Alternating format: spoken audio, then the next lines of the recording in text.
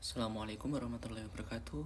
Perkenalkan, nama saya Rasid Wabian Masyuri, nomor absen 1991004.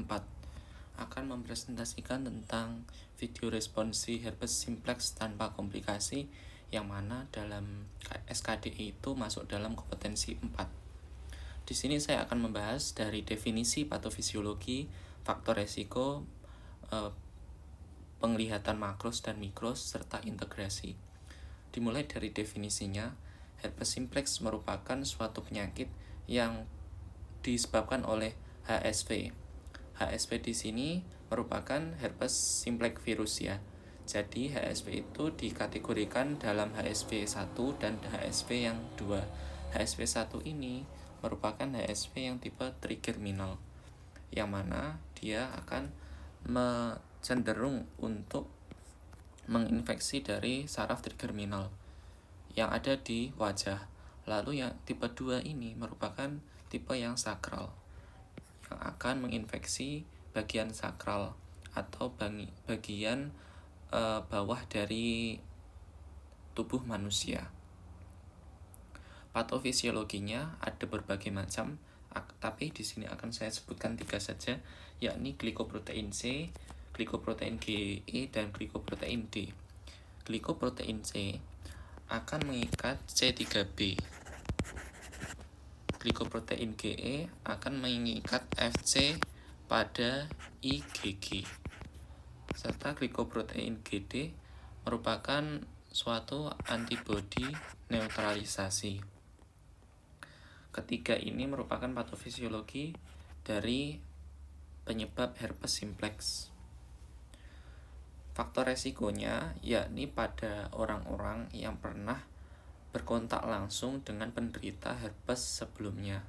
Dan herpes ini adalah suatu penyakit yang menetap sampai seumur hidup. Jadi pengobatannya hanya berfungsi untuk menurunkan keluhan yang dialami oleh pasien. Untuk penglihatan makros dan mikrosnya, di bagian yang terkena lesi, maka akan ada gerombolan lesi yang terbatas pada hematom. Bisa dilihat, kalau di bagian trigerminal, maka cuma ada di bagian mulut saja.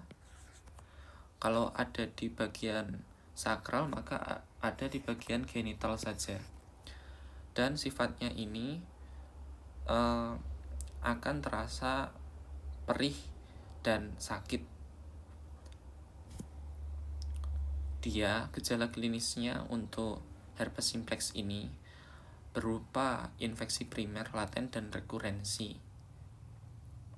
Biasanya keluhan akan dialami saat fase rekurensinya saja. Saat fase primer cuma ada infeksi akut berupa demam dan limfadenopati area lokal. Kalau bagian laten dia menetap di dermatom inervasi.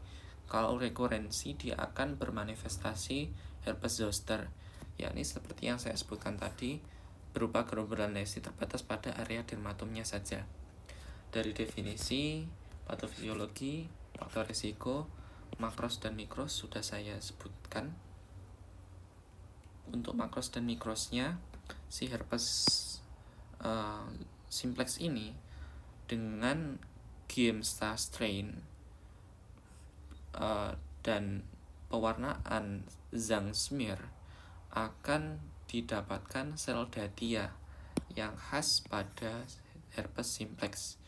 Sel datia ini adalah sel raksasa yang berinti banyak. Integrasinya berupa surat Al-Asr ayat 3, yakni saya akan bacakan: wal asri innal insana lafi husrin illal ladzina amanu amilus solihati wa tawassaw bil haqqi wa tawassaw bis sabr.